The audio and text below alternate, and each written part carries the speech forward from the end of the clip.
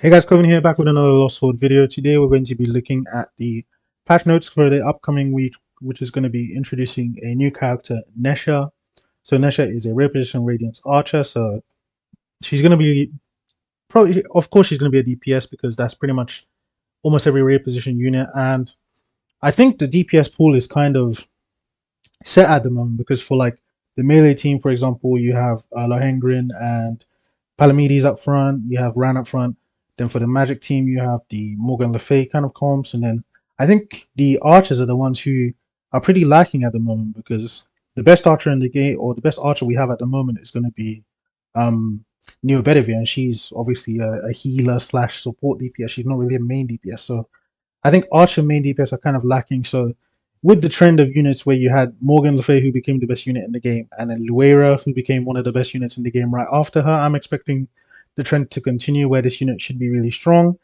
And one thing I want to mention, I think she has very serious back pain. So yeah, I think she's gonna be need to find a way to deal with that. But yeah, let's get into the skills. I'm gonna start from a passive, pretty standard passive. It's gonna be the usual like 88% attack, 10 to 15% crit chance boost, and then accumulates a mark on the target, and if it reaches X or more, heals equal to the percentage of HP. When an enemy holds X or more marks, they receive additional damage equal to a percentage of her attack every second up to X stacks. So she's like, this has kind of been a trend recently where you had the stacks on Morgan, you have the stacks on her. So I'm expecting this to be probably her main source of damage. So look, very curious to see how this works. And then I think the heal is also kind of weird because she's a backline unit, so she should be realistically the last unit to die. But then you could also say in a lot of these harder stages where like the boss might be hitting all 5 targets, it can help a lot because she's healing as well. So you might not, for example, have to run a multiple healer kind of comp. So curious to see where they go with that. Active skill inflicts damage equal to a percentage of her attack to all enemies in the forward area. Pretty standard, not too much to read there. And then ultimate skill inflicts damage equal to a percentage of attack to all enemies and increases her own passive skills damage by a percentage. So this kind of reminds me of Lohengrin, where after she ults, her basic attacks do more damage. Kind of the same thing where after she ults her passive, which is the stack type thing, is going to be doing more damage. So very curious to see the cooldown first of this ultimate, because like, is it going to be an ultimate with 50% uptime, 70% uptime? I think that's going to be pretty indicative of how good her damage is going to be, because I think Lohengrin's is 12 seconds and her ult is 30-second cooldown, so her uptime is not that strong, but she does a lot of damage in that uptime. And then looking at her card, again, serious back pain settings, increase the damage of basic attack and passive skills by a percentage of her attack. So yeah, pretty normal for her kit. Archer's usually basic attack reliant because she needs to stack up the mark, and then also passive skill, which is going to be one of, if not her main source of damage. So her pet, also suffering from serious back pain, increases percent of damage for all ally archers.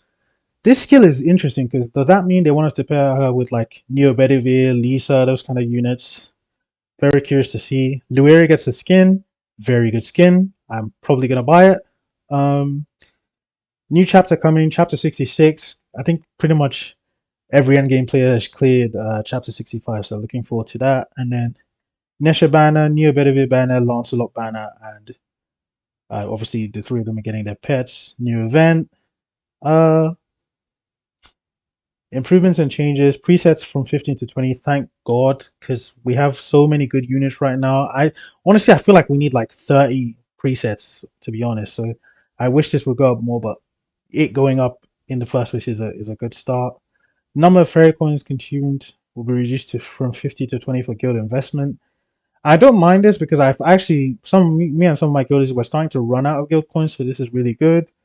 A phenomenon where the camera. So yeah, these are just bug fixes. Colosseum active skills will no longer be activate during the Colosseum start countdown. I've noticed this a lot where, especially with Neo Bedivere, she can root your whole team at the start of a battle, and it's really weird. So yeah, I think they're nerfing the damage on Avalon units. So yeah, this is pretty much the patch. Uh, Very interested to see the new unit coming in because I want to see if like, I think historically the archers have just been like a support unit in either the magic team or the melee team. It's mainly the magic team because Galahad is obviously the buffer.